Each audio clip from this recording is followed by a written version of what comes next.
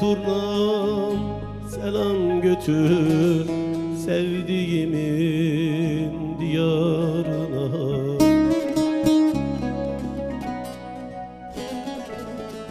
Telli turnam selam götür sevdiğimin diyarına.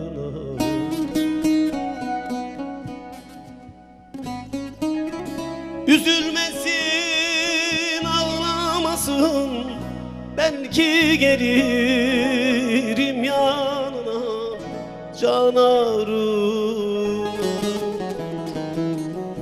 Hasret kimseye kalmasın, sevdalılar ayrılmasın, ayrılmasın.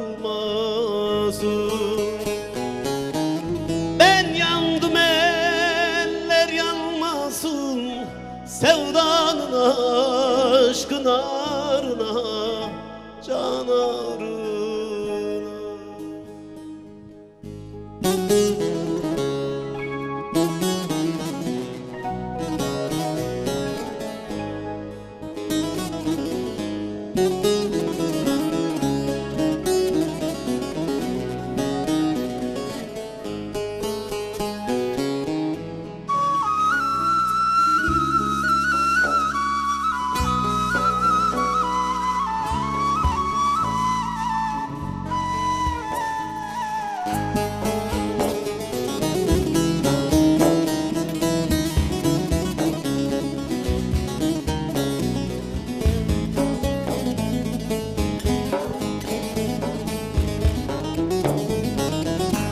Gönüle hasret yazıldı, sevgiye mezar kazıldı.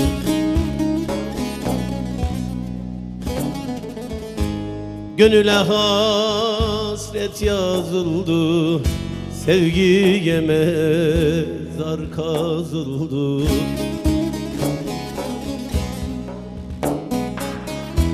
İki damla yaş süzüldü gözlerimin pınarına canarım. Hasret kimseye kalmasın, sevdalılar ayrılmasın, ayrılmasın. Ben yandım, eller yanmasın, sevdanın aşkınlarına canarım. Ben yandım, eller yanmasın, sevdanın aşkınlarına